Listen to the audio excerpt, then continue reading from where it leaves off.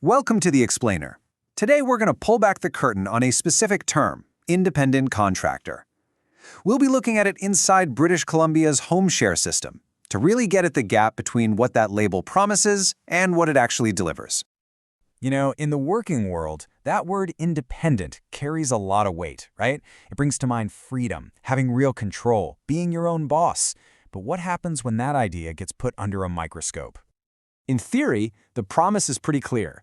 You're self-employed.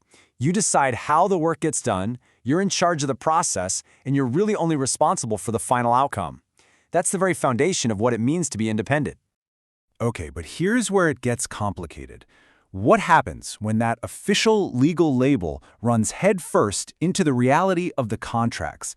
Let's actually dig into the documents that run the home share system and see what's really going on. And believe it or not, this isn't even the whole rulebook. This is just the list of schedules, kind of like the chapter list, from one single standard agency agreement. Every single one of these contains its own incredibly detailed set of rules the independent contractor has to follow. All right, let's really break this down. We're going to put the core ideas of independence side by side with some actual clauses we found in multiple agency contracts. This is where you can see the theory just completely collide with the practice. So, one of the first pillars of running your own show is being able to hire help when you need it, right? But check this out. This clause from the Semiahma House Society contract says that freedom, well, it's subject to getting the agency's permission first. That's a direct contradiction right out of the gate.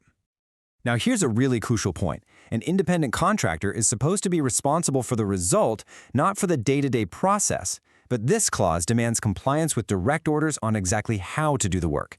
I mean, that sounds a lot more like an employee-employer relationship, not a client-contractor one. This one just shows you the sheer level of control we're talking about. A person's basic, fundamental right to decide where they live is actually restricted by the agency. A decision that should be entirely personal now needs a formal request and a 2-month waiting period for approval. And of course, financial independence is key. But this clause from a Fraser-side contract gives the agency the power to just withhold money based on its own opinion. No judge, no formal process, no outside oversight. It just creates this huge power imbalance. So when you start to stack all of these controls on top of each other, a pretty clear picture emerges. The weight of it all shows a fundamental truth. A provider can meet every single professional requirement and still be left completely powerless by the mechanics of the system itself. Even just the ability to walk away from the relationship is totally lopsided. Agencies can end a contract quickly, easily, sometimes with just a verbal notice. But the contractor, they can face a 90-day notice period and could even be on the hook financially for the client's transition. And this really gets us to the heart of the contradiction. The job is set up for total subordination in practice, but for all the legal and financial paperwork, it gets the label independent. Having only one head, you can't walk through both doors at the same time. This metaphor just nails the conflict, doesn't it? You simply can't be a truly independent business owner and a subordinate who has to follow direct orders. It's impossible to be both at once. So what's the big takeaway here? What does this deep contradiction actually accomplish? You have to ask, why would a system be designed this way?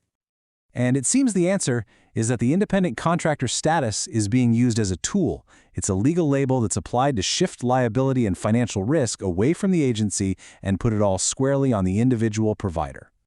Let's just walk through how it works. Step 1, you label the provider as independent. Right away, that offloads things like taxes, insurance, and benefits onto them. Step 2, you use the contract to keep complete operational control. And the result? The agency gets the best of both worlds, all the power of an employer with none of the responsibilities. Now, the fact that these controlling clauses show up again and again across contracts from different agencies, that really suggests this isn't some accident or a few isolated mistakes. It points to a structural design, a design that seems to prioritize making things convenient for administrators and managing risk for the agencies way more than it prioritizes the actual autonomy of its providers. And that really is the question that sits at the very heart of this myth of independence. It forces all of us to ask, what is the real purpose of this structure, and whose interests does it ultimately protect?